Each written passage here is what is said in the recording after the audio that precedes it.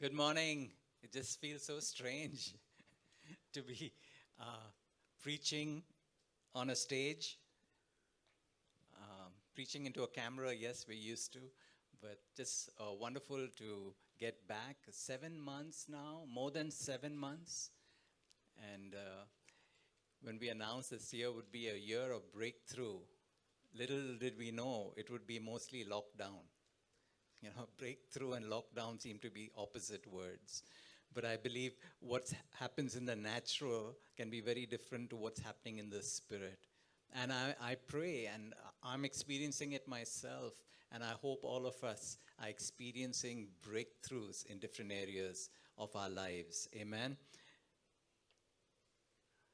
I want to thank God for all the hard work that's gone into this service. And we've got 2 cameras here, and I just looked at it on my phone, and it's a much better quality live stream. So I'm sure everyone watching us, we have people watching us all over the world, and I'm sure it's going to be a good experience.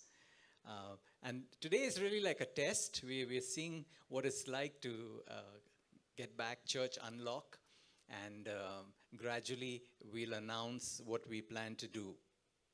Amen. So today, as we announce this Church Unlock, I was just thinking about areas in our lives that need to be unlocked, and the keys that God gives us to unlock.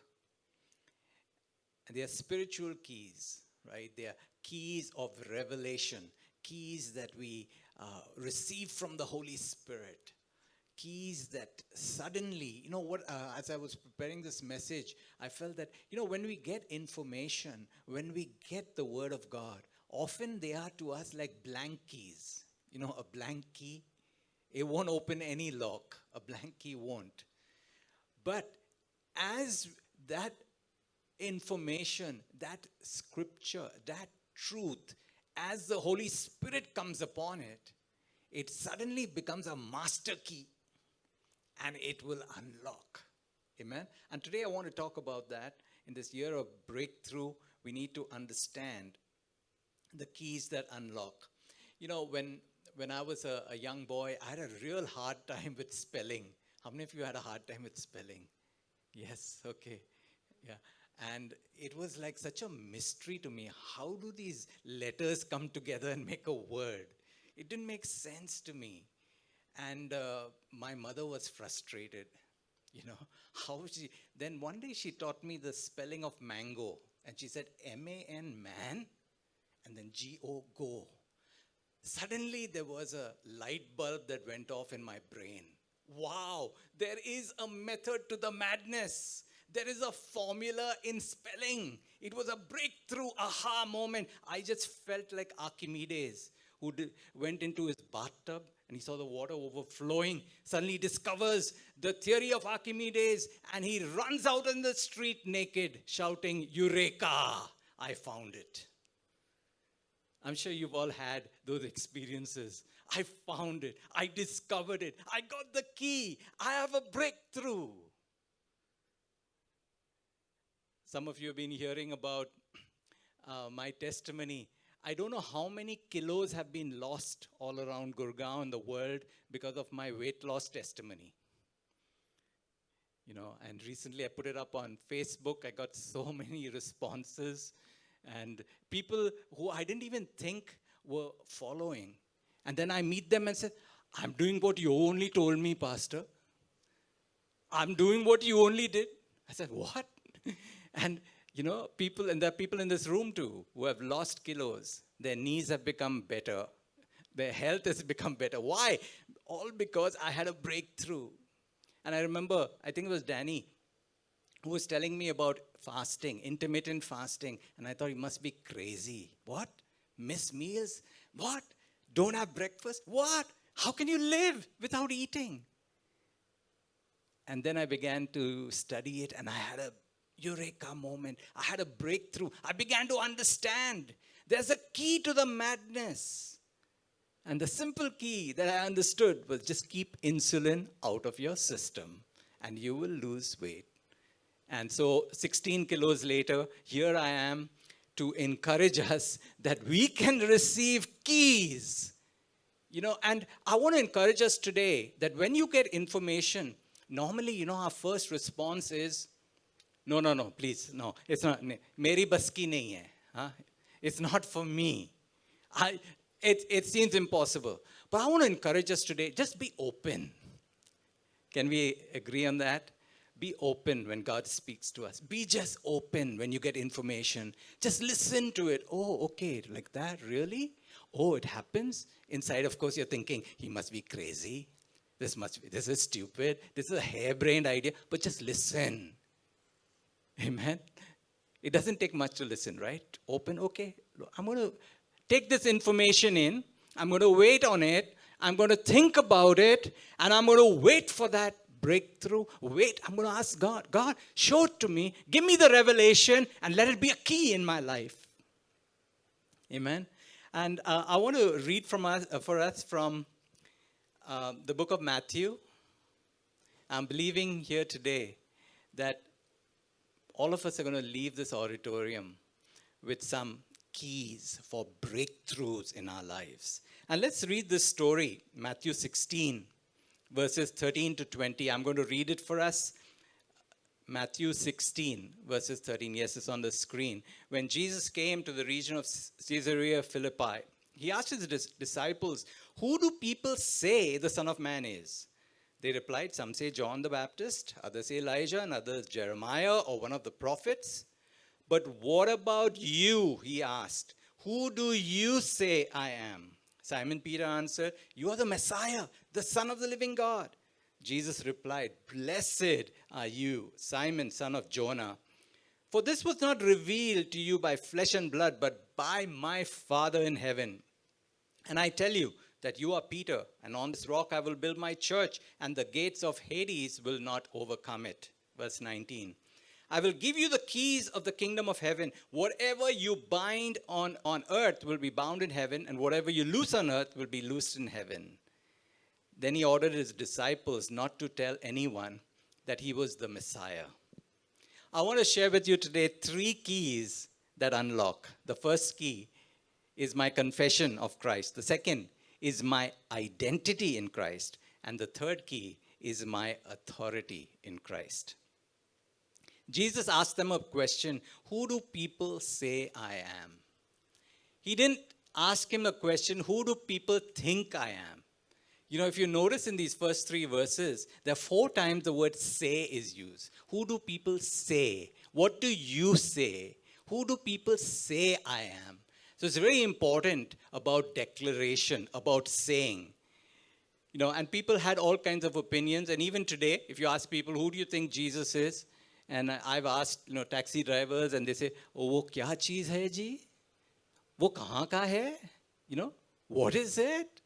Like, they think it's some kind of Coca-Cola or some product, and they have all kinds of opinions. "Oh, to mahan aadmi, he's a great person. Oh, he's a great founder of a religion."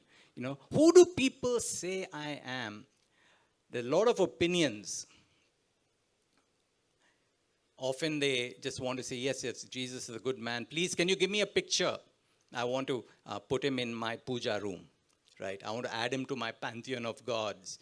I really believe Jesus is good. You give them a Bible, oh, very nice. Touch their head and put the Bible also in the puja room.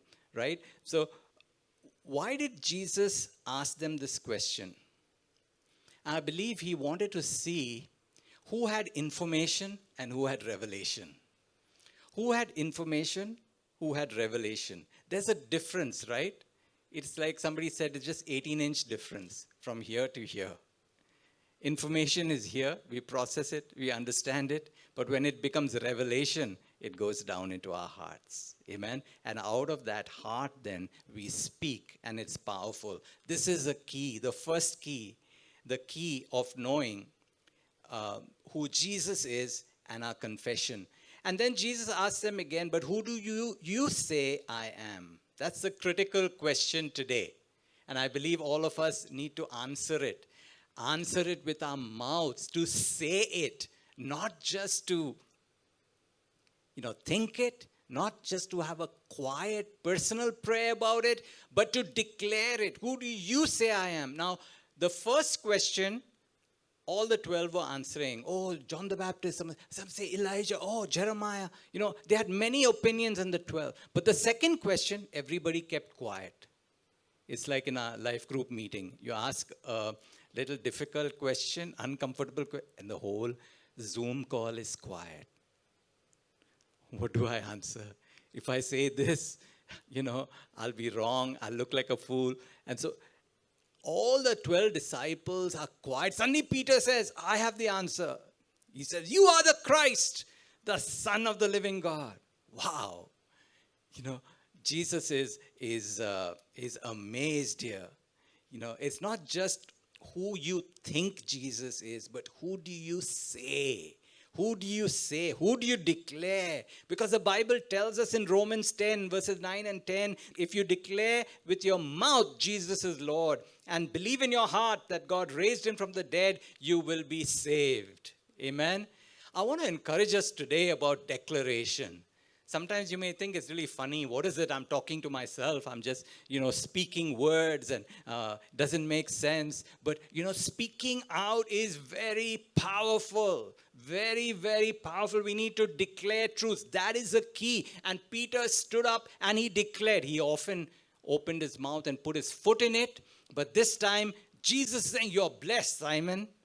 Flesh and blood has not revealed it to you, but my Father in heaven. Amen. So salvation, this is the key that unlocks eternity. Who do you say Jesus is? Is he just, some founder of your religion, a good teacher, fantastic teachings of the Sermon on the Mount, and many people today revere Jesus and his teachings. But who do you say? Do you say he's the Messiah? Do you declare with your mouth? Do you believe in your heart and say with your mouth that Jesus, you're my Lord. You are my Savior. You are the Messiah. You are God's anointed one. You were sent into the world to die for my sins. And I declare with my mouth, Jesus, you are Lord. I want to challenge you because this first key is the most powerful one. It unlocks eternity for you. Amen. When you get the revelation, you receive from the Holy Spirit, you declare with your mouth, you open eternity. Hallelujah. Most important key. Amen. And it's received by revelation, right? He said, flesh and blood has not declared it to you, but my Father in heaven. I think that's why they believe that St. Peter has the keys to heaven. Because he had the key. He had this key. And so often, in jokes and all, you talk about somebody died and they went to the pearly gates of heaven. And St. Peter was there and asked him, why should I let you in? And then you have to say, you have to let me in. This is just a joke, by the way. It's not real. Because if you have that key, the gates of heaven are already open for you. And you crossed over from death to life. Amen. You crossed over from the kingdom of darkness to the kingdom of light. Amen. It's such a simple thing. You receive that revelation from God and you speak it out with your mouth that Jesus is Lord and you are saved. Amen. And the second thing here that we see is the second key is the key of our identity. Because Jesus immediately tells him, okay, Peter, now that you're in the kingdom, flesh and blood has not revealed it to you. My Father has revealed it to you in heaven. And now that you know that I am the Christ and you've said it with your mouth, immediately you are Petros. You are rock. You are a stone. And on this Petra, on this big rock, I will build my church. What is Jesus saying? Once you have this revelation, you have a changed nature. Peter was Simon. Simon means reed. Simon was constantly blowing and bending according to the wind. He was not stable. One day he said, I'll fight for you, Jesus. I'll never leave you. Next moment he's running away because a small slave girl has confronted him about his identity. He was not stable. But Jesus is saying, Simon, I'm going to call you Peter. I'm changing your nature. I'm changing who you are. You are a new creation. The old has gone, the new has come. The moment you unlock the gate of eternity, when you have that first key, you're immediately given the second key. And that is the key of your new identity. Amen? And the very opposite happens inside of Peter. You know, outside, he turned from a reed to a stone. But inside, his heart of stone becomes a heart of flesh. Hallelujah. It's like a mirror inversion. Amen. And what Jesus is telling him, Peter, this is your new identity. The question is, did Peter walk in that identity? No. It took a while. It took the Holy Spirit to come upon him and for his new identity to come to play. Amen. Where he could stand up on the day of Pentecost and give this powerful message, and 3,000 people were saved. So it took time, but Peter understood. Later on, he writes a book, the letter of 1 Peter. And in chapter 2, he says, we are all like living stones. Amen. Being fitted together on that Petra, on that rock of Jesus Christ, to be a glorious holy temple. Amen. The second key, very important, all of us need to know and be assured each day that we have a changed nature. Amen. He gives us a new name. We are new people in Christ. We are new creations. Now, you know, I'm wondering, would Peter have been different? What should he have done with the second key that was given to him? But somehow I believe it was still a blank key. It was information that Jesus gave him. You are Peter. But he was not acting like Peter. You know, and I believe the key would have been, of course, to be filled with the Holy Spirit. So that blank key becomes a master key to unlock his new identity.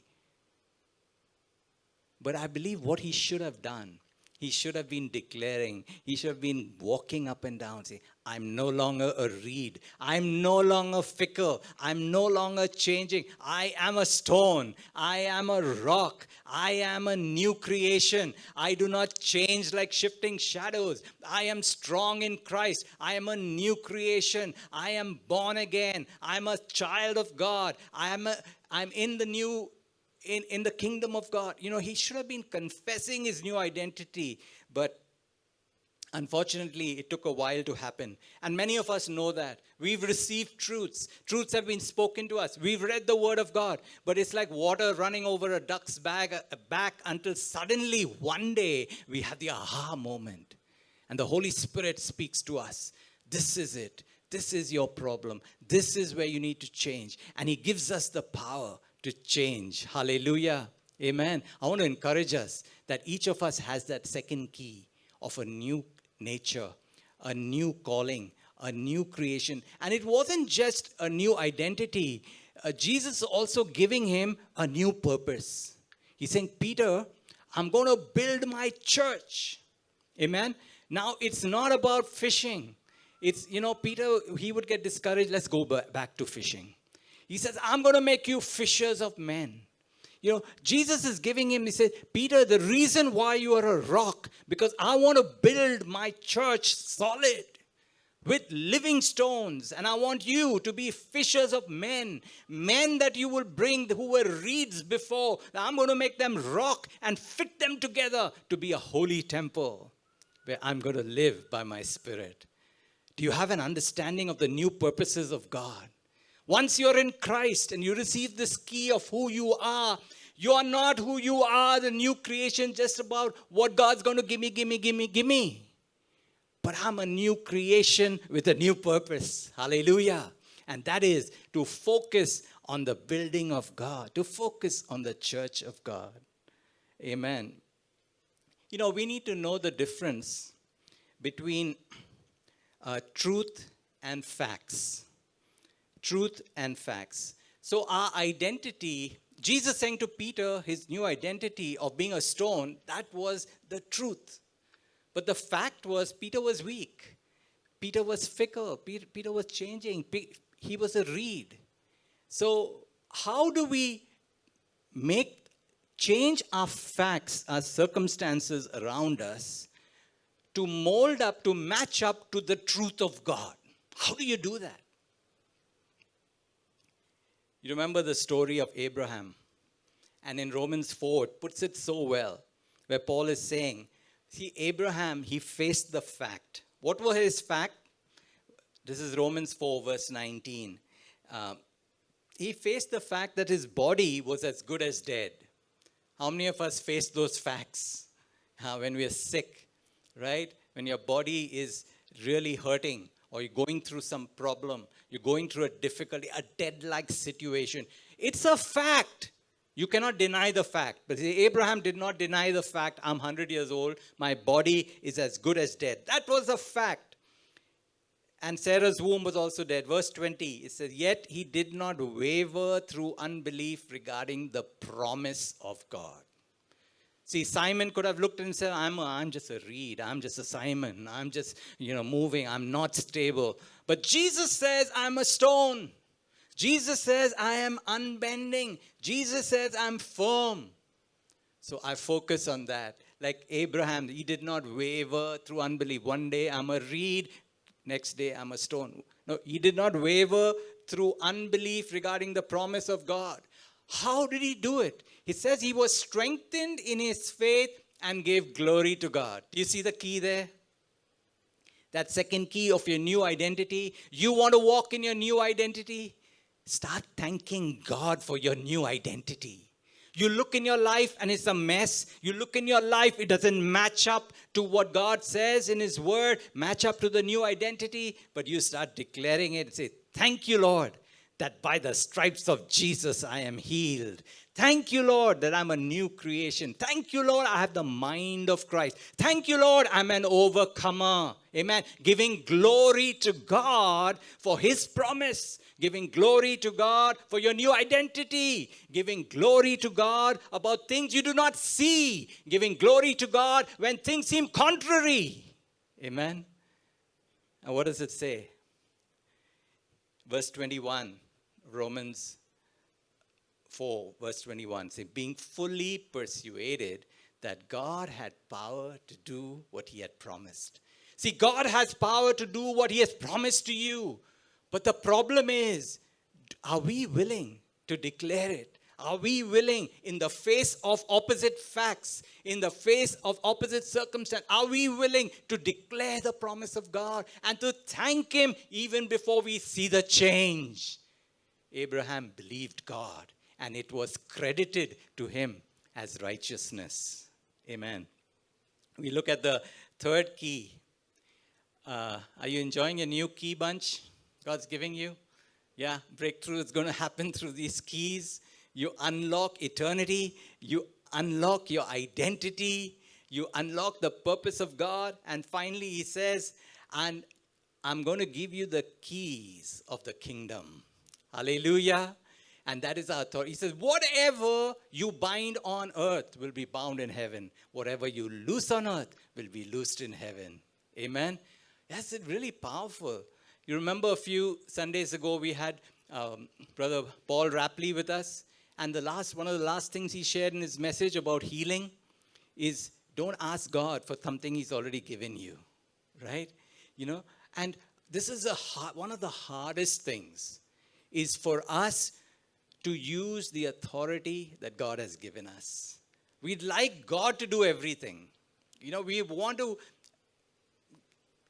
upwardly delegate to Him. He's asked us to do something. We go to Him and say, God, you please do it. He's asked us to go and lay hands on the sick and they will recover. We say, oh God, please heal them. And this is a very hard thing. I think Esther was sharing the other day that one of the hardest things to do is because when we do that, when we exercise authority, our prayers become very short. You have to pray for someone, in Jesus' name, be healed. That's a very short prayer. You can make a much longer prayer. Oh God, Father in heaven, you are so faithful. God, you sent Jesus to die on the cross of Calvary. Oh God, would you heal this person? That seems like a more, elegant prayer, isn't it? It seems like, I'm really spiritual. I'm addressing God. I'm asking Him. I'm petitioning Him. I'm humbling myself before Him. And God in heaven is wondering, what is He doing? I've asked Him to do it. Now He's asking me to do it. I already sent my son to die on the cross and carry the sickness and infirmity. Now he's asking me, should I send my son again? Jesus, you're seated at my right hand. Are you willing to go and die again once more on the cross? Did you really say it is finished? Was it really finished? It seems like these people are thinking it's not finished. And so maybe you need to go again. I'm just joking. No, it's crazy. We're asking God for things He's already given us. We're asking God to do things that He has told us. He said, all authority in heaven and on earth has been given to me. Therefore, you go and make disciples. But we go say, God, you make a disciple out of him, please. I can't do it. He's such a tough nut, so hard to crack. I'm teaching him the word of God. He's not changing. God, please, you make a disciple out of him. It seems so spiritual, so wonderful, but it's so wrong. And Jesus is telling Peter, I give you the keys of the kingdom. He said, whatever you agree, whatever you bind on earth, whatever you declare on earth will be declared, will be bound, will be loose in the heavens. Do you see the power that you have? Now that you've unlocked eternity, now that you know your identity, now that you know your purpose, now you've been given more keys to bind and to loose, to open and to close. I believe God's encouraging us today. Go in my name. You know, we always talk about the Great Commission, Matthew 28, and we won't put it on. And Mark 16, no, don't need to put it on. You know, Jesus is saying all authority has been given. And in Mark 16 also, he said, in my name, they will drive out demons. But how many times when you face a demon, you ask God to drive them out? He said, in my name, you. So in other words, God has made us stewards, and he's given us a key bunch. He said, you can go, open doors, close doors. You know, I've given you all authority. And we have the keys. We're saying, God, I have the key, but I don't want to take it out and put it in the lock and unlock it. Can you open it? You can just say, be open, it'll be open. No. He wants us to do it. He said, all authority in heaven and on earth has been given to me, Jesus said. Now you go. When he says you go, he says, you go with my authority. You go in my name. You go and take the keys I have given you. Whatever you bind on earth will be bound in heaven. Whatever you loose on earth will be loosed in heaven. Amen. Do you have those keys of authority? And my challenge to us today, you know, mostly why do we not use those keys? We think, oh, no. The devil comes and says, are you crazy? I mean, do you know how you behaved today? How you fought with your wife? And how you dealt with the taxi wala? Are you crazy? You think you're holy enough to do this? You know, the devil starts accusing us and we believe it. And then we forget about our keys. And then we cry out to God, oh, God, do it. Please do it. I'm a sinner. See, we don't understand our identity. He has forgiven all our sins. By one sacrifice, once and for all, Jesus died on the cross to forgive all sin. But we forget about it and we think, oh no, I'm a sinner. We forget our identity. I'm not a sinner. I was a sinner. I've been forgiven. I'm a saint. I am now the righteousness of God in Christ Jesus. And I have all authority. And whatever I do on earth will be done in the heavens. Amen. Are you excited today? Church, we have been given authority. Amen. The key of confessing Christ, the gospel key. Amen. Our new identity key and our authority key. Can we imagine today, all of us together? Each of us knows our identity. Each of us knows that we are saved. Each of us knows our authority. This church is going to be different. Gurgaon will be different. Amen. The world's going to be different. The church rises up and say, thank you, Father. You have given me authority. You have given me the keys of the kingdom. Amen. I'm going to turn the world upside down. Can we just stand and just commit ourselves to this word today? To receiving keys. I believe many of us are facing situations. We need a breakthrough. You need a breakthrough in your life. You're facing walls. You're facing financial situations. You're facing health challenges. And today, God wants you to know who you are. You've entered into the kingdom of heaven. You're a new creation, and He's given you authority. You need to speak to your circumstance. He said, speak to the mountain. Say, be gone, be removed, be cast into the sea. And whatever you say, it shall happen. Whatever you agree, you bind on earth will be bound in the heavens. Whatever you loose on earth will be loosed in the heavens. Lift your hands to heaven if you need prayer. You need that breakthrough. Father, we are praying. Release the keys today to your servants. Yes, Father. Thank you for that great privilege you've given us. Thank you for the breakthroughs that are coming. Yes, Lord. And all those watching also online. Father, I pray that you bless them. And God, all of heaven be open to them. Yes, Father. Thank you. If there's anyone who has not yet entered into that door, into eternity, Father, I pray today they would believe in their heart. And like Peter, they would declare, they would say, Jesus, you are my Lord. You are the anointed one. You are the Messiah. You are my Christ. You are my Lord. You died for my sin. I believe in you. And as they put their faith in you, Father, I pray, transform them, change them, and give them all the keys of the kingdom. Bless your people today, Father. Thank you for this unlock. And I pray as we are unlocking the church, we're also unlocking eternity. We're unlocking in the spirit realm. And there's breakthroughs coming for each one in the mighty name of Jesus. Amen and amen. God bless you.